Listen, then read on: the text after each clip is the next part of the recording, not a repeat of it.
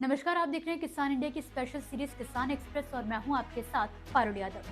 चलिए बिना देर की नजर डालते हैं आज की 5 बड़ी हेडलाइंस पर। किसानों को नहीं मिल रहा उचित दाम, गिरकर 180 रुपए क्विंटल हुआ आलू। सरकार ने दी किसानों को बड़ी सौगात, यहाँ बनेगा देश का दूसरा बासमती बीज उत्पादन और प्रशिक्षण केंद्र।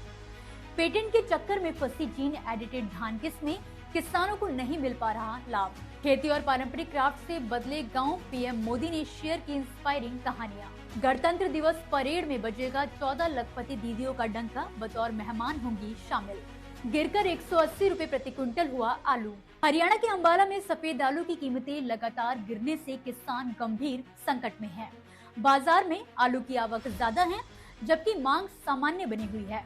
इसी वजह से दाम नीचे चले गए हैं। फिलहाल सफेद आलू 180 रुपए से 480 रुपए प्रति क्विंटल पर बिक रहा है, जो लागत से भी काफी कम है। लाल आलू के दाम 500 से 775 रुपए प्रति क्विंटल हैं, लेकिन ये भी पिछले साल के मुकाबले काफी कम है। किसानों का कहना है कि कम कीमतों के साथ फंगल बीमारी, बढ़ती मजदूरी, भंडारण और ट्रांसपोर्ट खर्च ने उनकी मुश्किलें और ज्यादा बढ़ा दी है। महीने की शुरुआत में दाम कुछ सुधरे थे, लेकिन ज्यादा सप्लाई की वजह से फिर गिरावट आ गई है। इस मुद्दे पर भारतीय किसान यूनियन चढ़ूरी ने सरकार से दखल की मांग की है और चेतावनी दी है कि अगर समय रहते कदम नहीं उठाया गया तो आंदोलन होगा। यूनियन ने कहा है कि भावांतर भरपाई योजना के तहत 600 रुपए से कम दाम पर बिकने वाली फसल का मुआवजा मिलना चाहिए, लेकिन सफेद आलू किसानों को पूरा लाभ नहीं दे पा रहा है। मांग की गई है कि MFMB पोर्टल पर दर्ज फसलों की जांच जल्दी हो, लाल और सफेद आलू के अलग औसत भाव तय हो और असली बिक्री भाव के आधार पर किसानों को पूरा मुआवजा दिया जाए।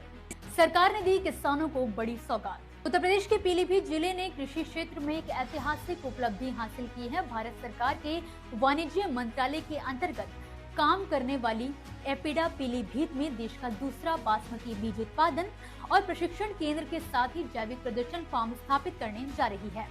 ये केंद्र बासमती अनुसंधान, उच्च गुणवत्ता बीज उत्पादन, किसानों के प्रशिक्षण और जैविक खेती के प्रदर्शन का प्रमुख केंद्र बनेगा। एपिडा ने अमरिया तहसील के ग्राम टांडा बिजैसी में लगभग 7 एकड़ कृषि भूमि पर इस परियोजना को मंजूरी दी है। उत्तर प्रदेश सरकार ने भूमि आवंटन की स्वीकृति भी दे दी है, जिसके बाद अब बुनियादी ढांचा, रिसर्च यूनिट, बीज उत्पादन इकाई और प्रशिक्षण केंद्र के निर्माण की प्रक्रिया जल्दी शुरू होगी। ये केंद्र पीलीभीत और आसपास के बासमती उत्पादक किसानों, बीज उत्पादकों, निर्यातकों, प्रोसेसरों और FPO के लिए बेहद फायदेमंद साबित होगा। यहाँ किसानों को उच्च गुणवत्ता वाले बासमती बीज प्रमाणीकरण, ट्रेसेबिलिटी, अंतर्राष्ट्रीय मानकों के अनुसार अवशेष प्रबंधन और साथ ही गुणवत्ता सुधार से जुड़ी वैज्ञानिक मदद मिलेगी। केंद्रीय मंत्री जितेंद्र प्रसाद ने इस बारे में जानकारी देते हुए कहा कि केंद्र और राज्य सरकार मिलकर किसानों की आय बढ़ाने और बासमती जैसी उच्च मूल्य वाली फसलों को बढ़ावा देने के लिए लगातार काम कर रही है। इसी के साथ उन्होंने कहा कि पीलीभीत का ये केंद्र उसी दिशा में एक मजबूत कदम है। पेटेंट के चक्कर में फंसी जीन एडिटेड धान किस्में। पंजाब में हाल ही में ऐसी गेहूं की किस्मों को मंजूरी दी गई है जिनमें अन्य किस्मों की तुलना में ज्यादा उर्वरक की जरूरत होती है। वैज्ञानिक इन लंबी अवधि वाली किस्मों को उपज बढ़ाने के लिए विकसित कर रहे हैं, लेकिन बढ़ते तापमान और पानी खाद की खपत की वजह से ये केवल अल्पकालिक समाधान मानी जा रही है। इस बीच जीनोम एडिटिंग तकनीक किसानों के लिए बड़ी उम्मीद बनकर उभरी है। ICAR ने मई 2025 में धान की 2 नई जीन एडिटेड किस्में DRR धान 100 और पूसा DST राइस 1 विकसित करने की सफलता की घोषणा की थी। ये किस्में कम पानी और कम खाद में भी बम्पर पैदावार देती हैं और जलवायु अनुकूल है। कमला किस्म की पैदावार 19% अधिक है, नाइट्रोजन का बेहतर उपयोग करती है और फसल 15 से 20 दिन जल्दी तैयार हो जाती है। पूसा DST राइस 1 की पैदावार करीब 10% ज्यादा है। ये सूखे व खारे पानी को सहन कर सकती है।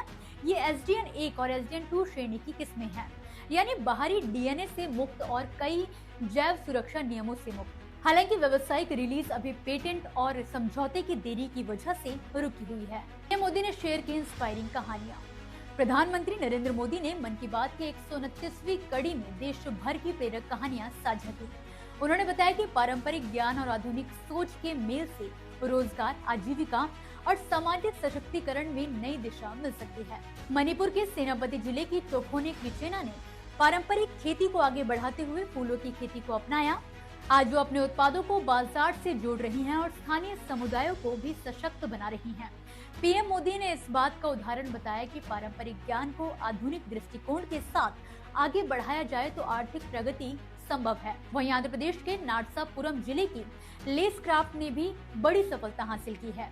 नाबार्ड और राज्य सरकार कारीगरों को प्रशिक्षण दे रही है और नए बाजारों से जोड़ रही है। जीआई टैग मिलने के बाद 500 से ज्यादा उत्पाद बन रहे हैं और लगभग 1 लाख महिलाओं को यहाँ पर रोजगार भी मिल रहा है। पीएम मोदी ने इसे पारंपरिक कला के सामाजिक और आर्थिक महत्व का उदाहरण बताया। गणतंत्र दिवस परेड में बजेगा लखपति दीदियों का डंका। आगामी 26 जनवरी को दिल्ली में होने वाली गणतंत्र दिवस परेड में उत्तर प्रदेश की महिला शक्ति की मिसाल देखने को मिलेगी।